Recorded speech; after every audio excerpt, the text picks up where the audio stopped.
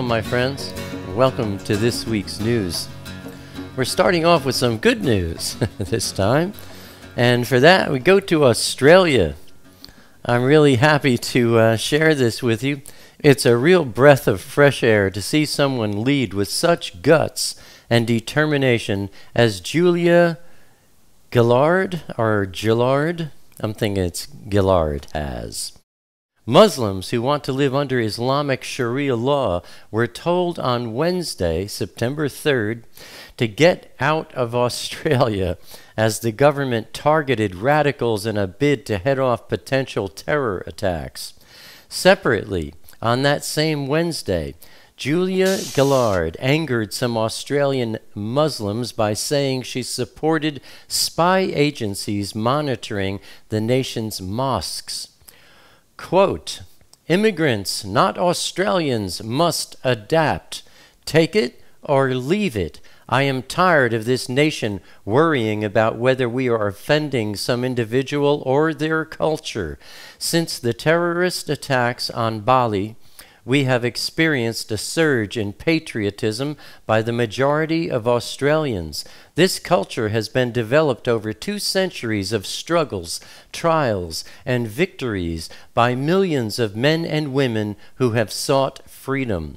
We speak mainly English, not Spanish, Lebanese, Arabic, Chinese, Japanese, Russian, or any other language. Therefore, if you wish to become part of our society, learn the language. Most Australians believe in God. This is not some Christian right-wing political push, but a fact, because Christian men and women on Christian principles founded this nation, and this is clearly documented. It is certainly appropriate to display it on the walls of our schools.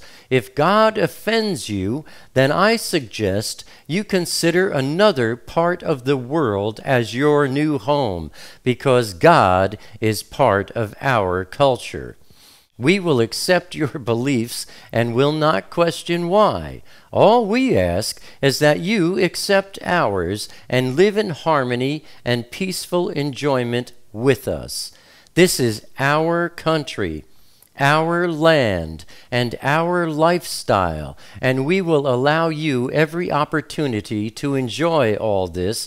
But once you are done complaining, whining, and griping about our flag, our pledge, our Christian beliefs, or our way of life, I highly encourage you, take advantage of one other great Australian freedom, the right to leave.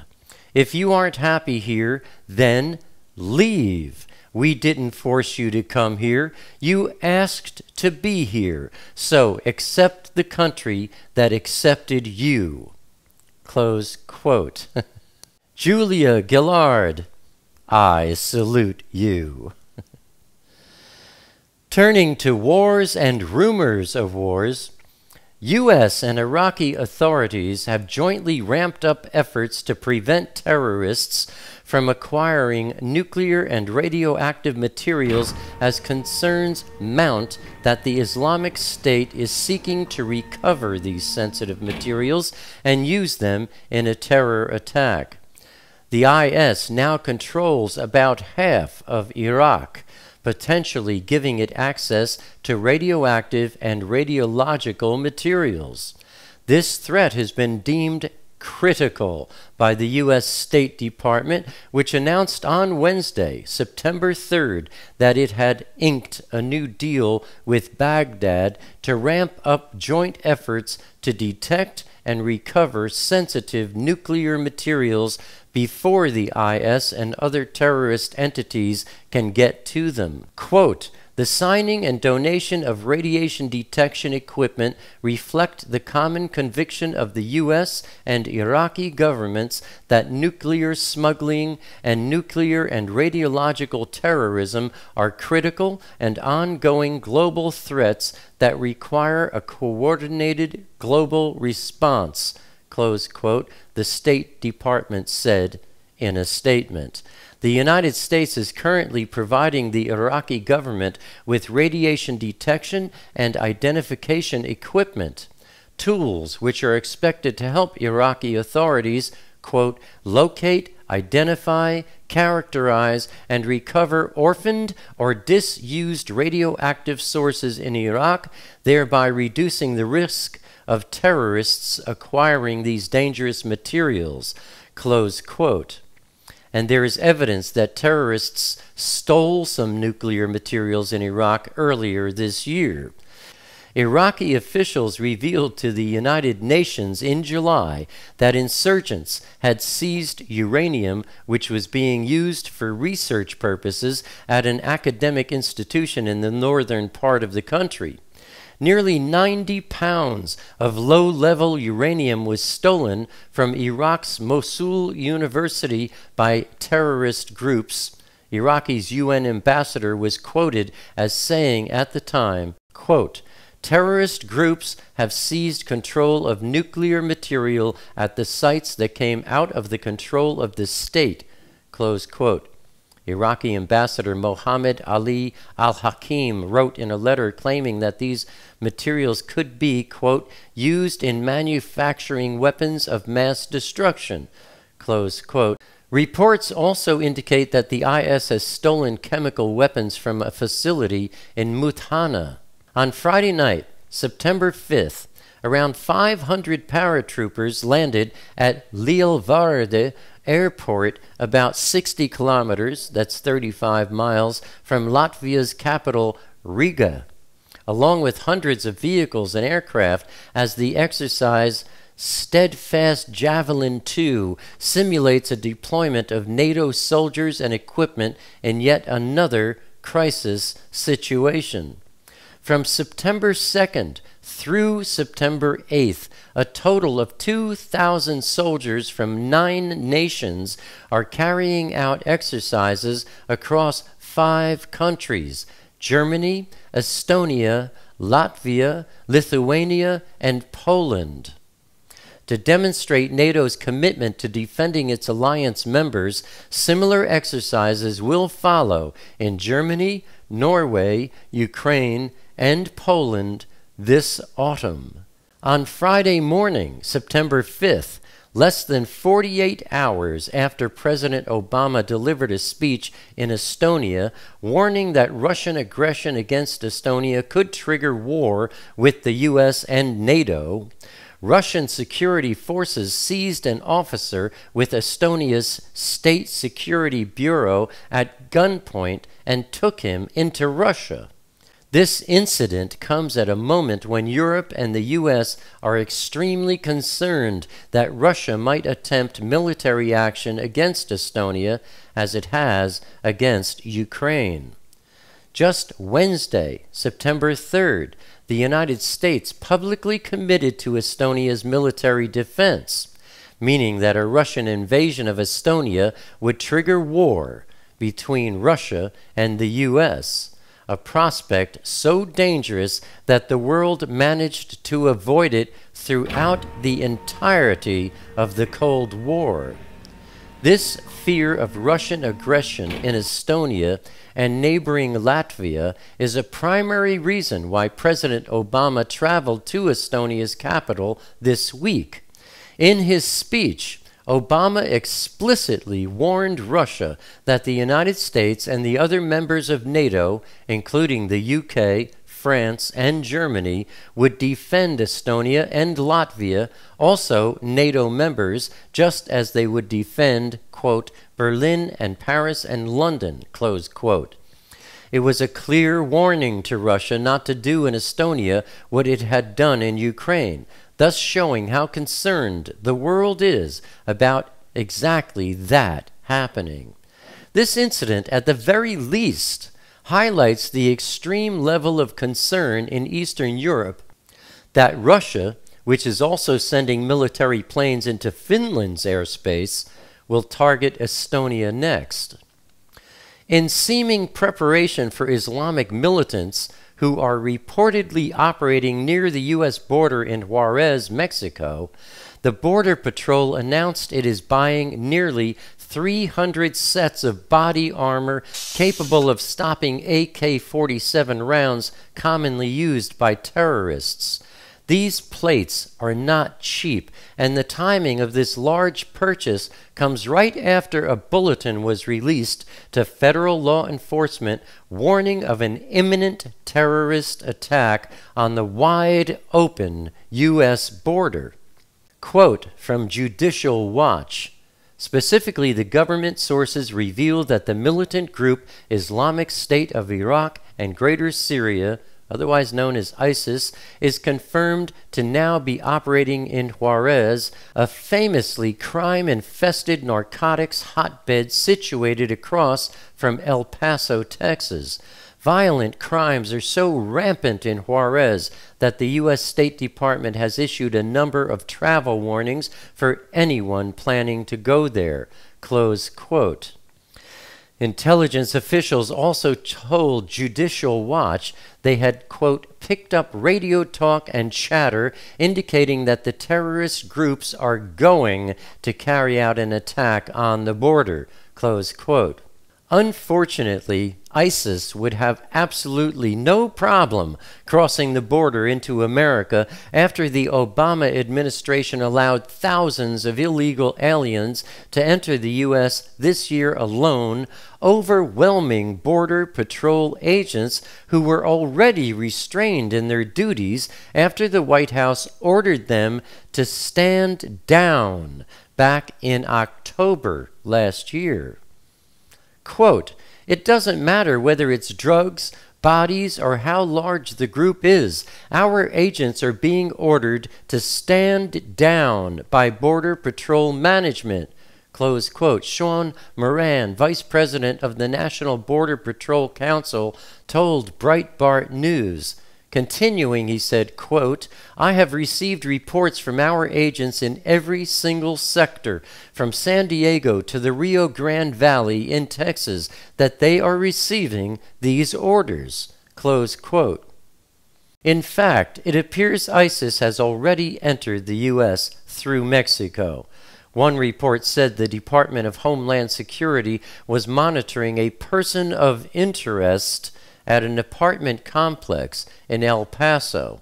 The border is so insecure, practically anyone can cross it without ever being noticed by federal agents. Turning to Israel, retired Israeli President Shimon Perez has proposed a new global peace initiative to Pope Francis. Quote, a United Nations of religions, given that most wars today have religious, not nationalistic undercurrents.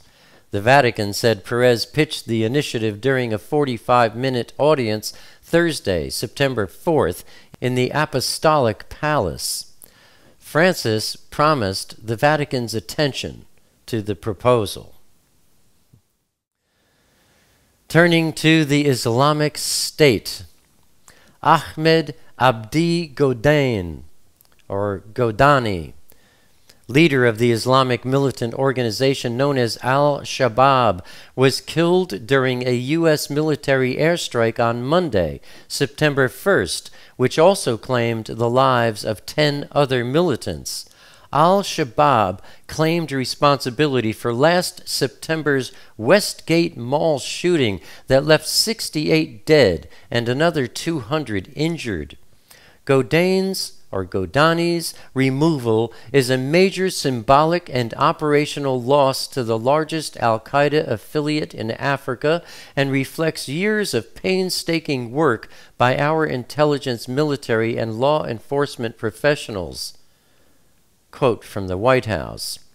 U.S. Special Operations Forces using manned and drone aircraft had destroyed an encampment and a vehicle using several Hellfire missiles and laser-guided munitions, but they did not confirm that Godani had been killed, or that Godane had been killed until Friday, September 5th. Turning to Britain, Britain could launch airstrikes in Iraq and Syria within weeks after Prime Minister David Cameron set out a potential timetable for a military intervention and pledged to, quote, use everything we have in our armory, close quote, to wipe out Islamic terrorists. The Prime Minister held crisis talks with Barack Obama in an attempt to form a coalition of NATO members willing to respond to the Islamic jihadists who murdered 2 American hostages and threatened the life of David Haines, a British captive. However, it appears Obama is unwilling to go further than the targeted airstrikes he has already launched in northern Iraq. Turning to America, President Obama is meeting congressional leaders today and will deliver a speech to the American people tomorrow, September 10th, the eve of the 13th anniversary of 9/11. The U.S. expanded its operations in Iraq over the weekend, carrying out airstrikes on the IS for the first time to defend Iraqi troops at Haditha Dam. U.S. aircraft carried out airstrikes near the dam along the Euphrates River in the Anbar province, where Iraqi troops loyal to the Baghdad government and allied Shia militias have for months been fighting the IS. Amid speculation that Britain could soon join the airstrikes, Chancellor George Osborne said the UK government, quote, reserves the right to take action, close quote, to stem any immediate humanitarian crisis on the ground in Iraq. The U.S. military has conducted more than 130 airstrikes against militants in the past month. David Haines, 44 years old, was shown at the end of the execution of Stephen Sotloff last week with the warning that he would be the next hostage to be killed if airstrikes against the IS continue. I've seen reports that say Haines was beheaded last week, and I've seen other reports that say he's not yet been beheaded, so I'm not sure. But as Obama proceeds with attacks on Iraq, the IS will surely do so. There is going to be a new war in the Middle East, my friends. In fact, it has already begun. I've known about a terrorist training camp situated in New York State here in America, not far from New York City, and while checking the news this week, I saw that there is a new one in, I think it was Wisconsin. I might be wrong about that. Anyway, I decided to look further into the matter, and to my great surprise, there are now more than 35 Islamic training camps located in the United States. They like to grab young boys and bring them in, too. But this is just astounding to me. I mean, why are these camps not disbanded in America? And why aren't those who are creating these anti-American groups being arrested and put into prisons? Or at least deported? This just goes to show you, my friends, how Satan's plans for warfare are escalating without anyone doing anything to stop it. The prince of this world knows his time is short, and he is moving with a greater force than any of us have ever seen in our lifetimes. And isn't it amazing how so many seem to be so unaware of it? The satanic church is growing in America. And last week marks the launch of the Satanic Temple's first chapter outside of New York. The group's tenets include free will, compassion toward all creatures, respect of others' freedom, including freedom to offend, and beliefs supported by scientific understanding. Quote, we should take care never to distort scientific facts to fit our beliefs, close quote, according to the Satanic Temple's website.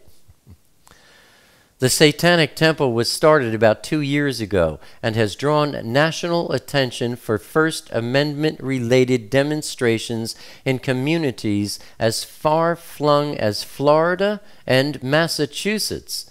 In Oklahoma, the group aims to erect a bronze statue of Baphomet, a bearded, goat-headed deity posing with 2 children, in response to Christians posting the 10 Commandments at the state's capital.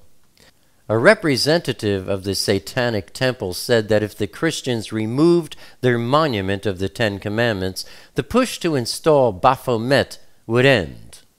Jex Blackmore, 32 years old, local leader and part of the temple's executive ministry, was raised Lutheran in Metro Detroit. She says the religion embraces individuality and equality. Wearing all black with an upside-down cross necklace, she described the movement as a coming together of atheists and outsiders. Quote, "We believe in a metaphorical literary construct of Satan," she said. "He's a symbol for rebellion, a symbol of human nature, the thirst for knowledge." Close quote. She also said the temple's plans for Michigan include offering same-sex wedding ceremonies and advocating for women's rights, in particular opposing on religious grounds the informed consent laws requiring that women receiving abortions be given certain information. Michigan's law against same-sex marriage was struck down earlier this year, then appealed in federal court, with the state not allowing for any such marriages in the meantime. Blackmore said she hopes the Satanic Temple can use a same-sex marriage to challenge the law on grounds of religious freedom. P.S. A recent news poll reveals that almost 1/3 of all Americans think the words "under God" should be removed from the Pledge of Allegiance. This information is to make it clear that apostasy is growing in America, my friends. I admonish you, do not search out any information about this. Seek, and you will find. I urge you to be extremely cautious about the things you choose to seek. In one single hour, Revelation 18, verse 17 says, in one single hour, all the vast wealth in the world will be destroyed, wiped out. Proverbs 23:5. I'm reading from the NIV because I particularly like the wording in this interpretation. Quote, "Cast but a glance at riches, and they are gone, for they will surely sprout wings and fly off to the sky like an eagle." Ezekiel 7, verse 19, from the Amplified, "They shall cast their silver into the streets. Their silver and their gold shall not be able to deliver them in the day of the wrath of Yahweh." Allen's minor edit. When the U.S. loses its currency status, it will cause a literal collapse of the entire global monetary system, a system that is built on lies, fraud, and theft. As preparation for a currency collapse of unprecedented magnitude, economists and analysts recommend acquiring physical assets ahead of time, because after the event, it'll be too late as dollars become nearly worthless and the cost of essential goods like food and energy skyrocket to nearly unattainable levels. However, if you ask me, no matter what you do, it's not going to help. With the nation approaching nearly $20 trillion in national debt, our entire system is built on a lie. But this lie affects the entire world because the U.S. dollar is the world's currency, although that is rapidly changing. The evidence for a continued downturn in the U.S. economy and further deterioration of the U.S. dollar is clear, and the likely end result is a total collapse of America's way of life. In my word study this Thursday, I'll be presenting a bigger news story than anything I've ever covered, and very likely bigger than anything I ever will cover. It's about a very amazing thing called the Shemitah. That's this Thursday, my friends, the day after tomorrow. Don't miss it. And that's the news for this week. As always, I thank you for your support, and I hope and I pray that this information is a berachah to you and yours. Until next week, my friends, shalom.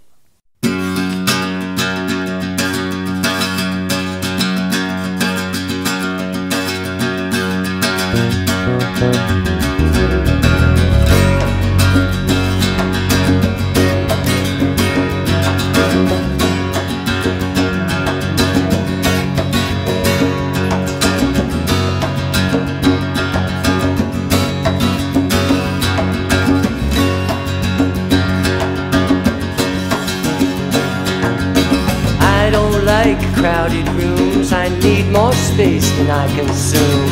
Enough is time alone with you, underneath a naked moon, sharing confidential moods and making chatter. Mockingbird nocturnal sings notations of eternal things, entering the quantum breeze, flying not for want of wings. He lights his gaze on you and me, simply because we matter.